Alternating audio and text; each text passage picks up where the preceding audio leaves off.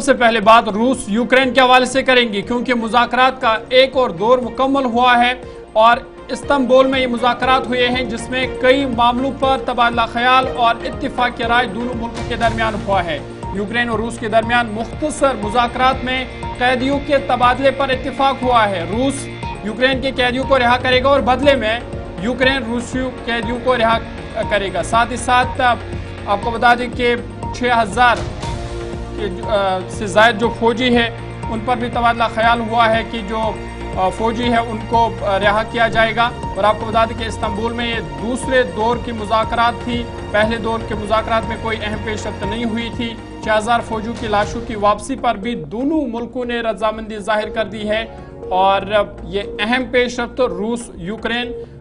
کے درمیان جہاں جنگ ہوئی وہیں اب مذاکرات میں یہ اہم پیش رفت ہوئی ہے جہاں پر قیدیوں کے تبادلے پر دونوں ملک متفق ہوئے ہیں۔ یہ بڑی بات ہے کہ 48 گھنٹوں کے دوران جہاں پر حملے ہوئے، یوکرین کی طرف سے 200 سے زیادہ ڈرونز بھیجے گئے، 40 کے قریب جو جنگی طیارے تھے وہ تباہ ہوئے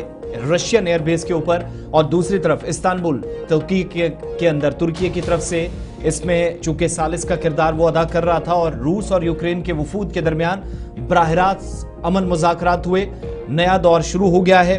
اور شہر استنبول کے اندر پہلا مرحلہ مذاکرات کا ختم بھی ہو گیا۔ بات چیت میں جہاں 1 گھنٹے سے زیادہ تک بات چیت جاری رہی، اس کے دوران فریقین نے جنگی قیدیوں کے تبادلے کے متعلق جو دستاویزات تھے اس کا تبادلہ کر دیا ہے۔ یوکرین کے صدر ولادیمیر زیلنسکی اور روسی سرکاری میڈیا نے اس ملاقات کی بھی تصدیق کر دی ہے۔ جو پیش رفت ہوئی ہے 16 مئی کو ہونے والی جو آخری بات چیت تھی، اس کے بعد دونوں فریقین کے درمیان تقریباً 1000 قیدیوں کا تبادلہ ہوا ہے۔ اس بار بھی دونوں ممالک جنگی قیدیوں کے نئے تبادلے کے لیے تیار ہیں، اور یوکرین نے روس کو ان بچوں کی سرکاری فہرست بھی سونپی ہے جنہیں مبینہ طور پر زبردستی روس لے جایا گیا، ان کی فوری واپسی کا مطالبہ کیا گیا ہے۔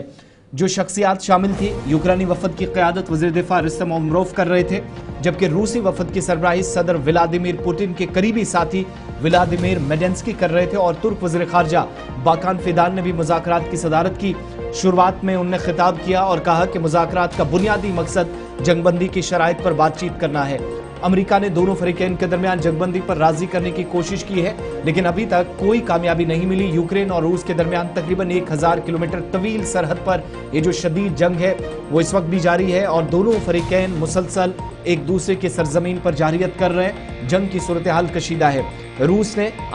ہم نے آپ کو بتایا تھا کہ صبح شمال مشرقی یوکرین کے شہر خارکیو کے اوپر 2 بیلسٹک میزائل بھی داغے، ان میں سے ایک میزائل رہائشی علاقے اور سکول کے قریب گرا، جس سے مقامی شہریوں میں خوف و ہراس پھیلا ہے۔ حملہ جنگ کے انسانی بحران کی گہرائی کو بھی بے نقاب کرتا ہے، یہ تو زیلنسکی یا ان کی حکومت مان رہی ہے، لیکن 12 ڈرون 162 ڈرون مار گرانے کا جہاں دعویٰ رشین فضائیہ کی طرف سے کیا گیا تھا، لیکن یہ بھی کلیئر کیا گیا تھا کہ 40 سے زائد روسی لڑاکا طیارے تباہ ہوئے، جن کی تصویریں بھی بعد میں منظر عام پر آئیں۔ کل کے حملے کے بعد مذاکرات کے اس دور میں پہنچنا اور اس بات پر اتفاق ہونا کہ